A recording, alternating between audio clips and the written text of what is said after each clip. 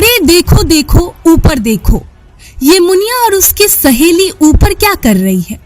सिवान में इश्क का सैलाब, टावर पर चढ़ी दो लड़कियां। जी हाँ, घड़ी में सुबह के 7 बज रहे थे। चिलचिलाती धूप ने पारा चढ़ाना शुरू कर दिया था। तभी अचानक गांव वालों की चीख निकल गई।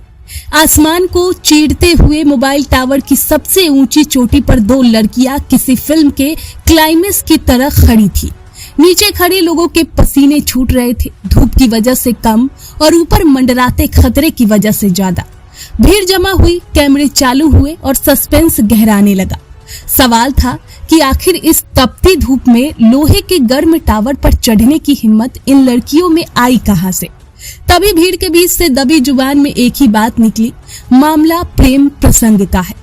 सूत्रों के माने तो ये दो सहेलियों का एक ऐसे खूनी फैसला था जिसके आगे घरवाले और समाज की दीवारें छोटी पड़ गई।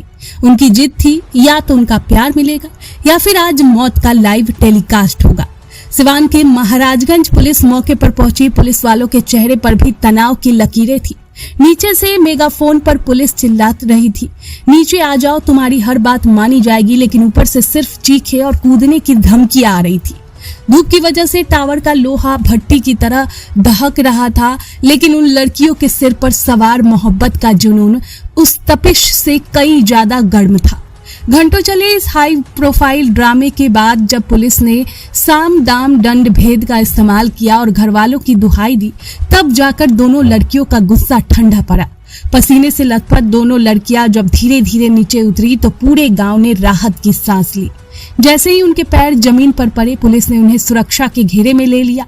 फिलहाल दोनों लड़कियां पुलिस की कस्टडी में है और थाने में बैठकर अब अपने इश्क का पूरा कच्चा चिट्ठा खोल रही है।